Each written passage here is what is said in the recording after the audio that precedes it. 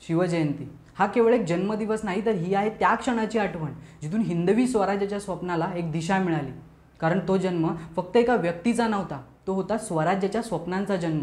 एक असा क्षण जिथून उगम झाला आपल्या अस्मितेचा, अभिमानाचा आणि आपल्या स्वाभिमानाचा। हा क्षण होता शिवाजी महाराजांच्या जन्माचा।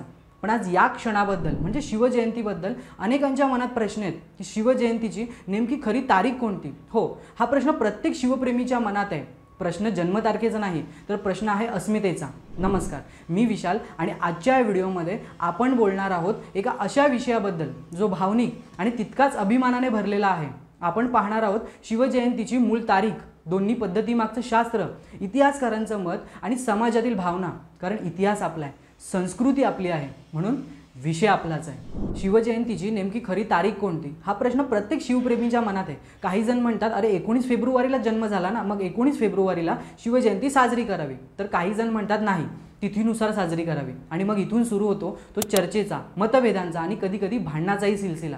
पण खरंच विचार केलात का की या दोन्ही पद्धतींमध्ये नेमका इतिहास काय सांगतो? चला तर आज आपण याच प्रश्नाचं उत्तर मिळवूया। छत्रपती शिवाजी महाराजांचा जन्म झाला फाल्गुन कृष्ण तृतीया शके 1551 रोजी। ही तिथी हिंदू पंचांगानुसार मानली जाते। आता तुम्ही म्हणाल हे सगळं ठीक आहे, पण इंग्रजी कॅलेंडरनुसार तारीख तरी काय होती? तर इतिहासकारांनी जेव्हा त्या तिथीचे रूपांतर केले तेव्हा त्यांनी सांगितलं की ग्रेगरियन कॅलेंडरनुसार तो दिवस होता 19 फेब्रुवारी 1630।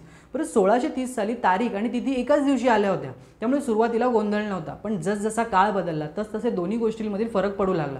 हिंदू पंचांगातील गणना आणि इंग्रजी कॅलेंडरमधील फरक वाढत गेला। म्हणजे दरवर्षी फाल्गुन कृष्ण तृतीया ही तिथी वेगवेगळ्या तारखेला येऊ लागली, पण 19 फेब्रुवारी मात्र फिक्स राहिली। कारण हिंदू पंचांग हे चंद्रावर आधारित आहे, तर इंग्रजी कॅलेंडर हे सूर्यावर। आता यावरून प्रश्न असा उभा राहतो की खरी शिवजयंती कोणती? तर मित्रांनो, आपली संस्कृती तिथीनुसारच सण साजरे करते। रामनवमी, कृष्ण जन्माष्टमी, गणेश चतुर्थी हे सगळे सण आपण तारखेनुसार नाही तर तिथीप्रमाणे साजरे करतो।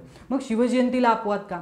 हिंदू परंपरेनुसार तिथी ही ज्योतिषशास्त्र, ग्रहस्थिती आणि कालविभाजन यांचं प्रतीक आहे। त्या दिवशीच आध्यात्मिक कंपन, त्या दिवशीचा ऊर्जा प्रवाह हे खूप महत्त्वाचं मानलं जातं। म्हणून आजही अनेक शिवप्रेमी तिथीनुसारच शिवजयंती साजरी करतात। त्या दिवशी गडकोटांवर शिवजन्म सोहळे होतात, पारंपरिक वेशभूषा असते, पालख्या निघतात, हर हर महादेव, जय भवानीच्या गर्जना असतात आणि सगळा माहोलच वेगळा असतो। डॉक्टर सदानंद मोरे, जदुनाथ सरकार, नीलकंठराव पाटील अशा अनेक इतिहासकारांच्या मते शिवजयंती ही तिथीनुसारच साजरी व्हायला हवी। कारण शिवाजी महाराज हे फक्त ऐतिहासिक व्यक्ती नव्हे, तर ते धार्मिक आणि आपल्या संस्कृतीचे प्रतीक आहेत। म्हणून त्यांच्या जन्मदिवसाला फक्त राजकीय नाही तर आध्यात्मिक संदर्भही लक्षात घेणं गरजेचे आहे। पण आता तुम्ही म्हणाल की 19 फेब्रुवारी ही तारीख नेमकी प्रसिद्ध कशी झाली? तर 19 फेब्रुवारी ही तारीख प्रचलित झाली ती मुख्यतः ब्रिटिश काळानंतरच्या इतिहासकारांमुळे। इतिहासकार राजाराम शास्त्री भागवत, ग.ह. खरे यांच्यासह अनेक विद्वानांनी शके 1551चं इंग्रजी रूपांतर करून ग्रेगरियन कॅलेंडरनुसार 19 फेब्रुवारी 1630 ही तारीख काढली।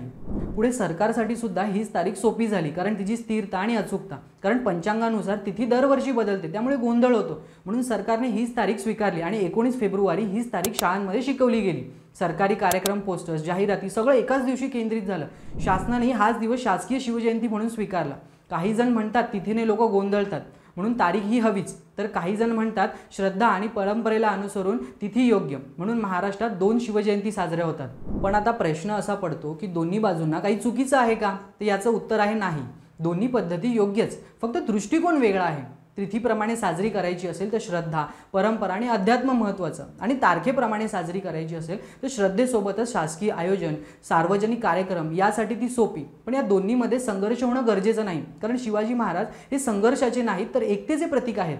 इतिहासकारांनी, संशोधकांनी आणि लाखो शिवभक्तांनी जेव्हा एक गोष्ट मान्य केली आहे की शिवाजी महाराजांचा जन्म फाल्गुन कृष्ण तृतीया शके 1551 या तिथीला आणि ग्रेगरियन कॅलेंडरनुसार 19 फेब्रुवारी 1630 रोजी झाला आहे, तर दोन्ही बाबतीत आदर ठेवणे हाच खरा शिवस्मरणाचा मार्ग आहे। शिवजयंती ही केवळ तारीख नाही, तर ती आपल्या सोनेरी इतिहासाची, स्वाभिमानाची आणि आपल्या संस्कृतीची खूण आहे। तर मंडळी, आजच्या या व्हिडिओमधून तुम्हाला काहीतरी नवीन समजलं असेलच। तुमचं मत काय? तिथी योग्य की तारीख? तुम्ही शिवजयंती कशी साजरी करता? कॉमेंट बॉक्समध्ये नक्की कळवा। व्हिडिओ आवडला असेल तर लाईक करा, शेअर करा आणि सोबतच चॅनलला सबस्क्राईब करायला विसरू नका, कारण इथे विषय आपलाच आहे।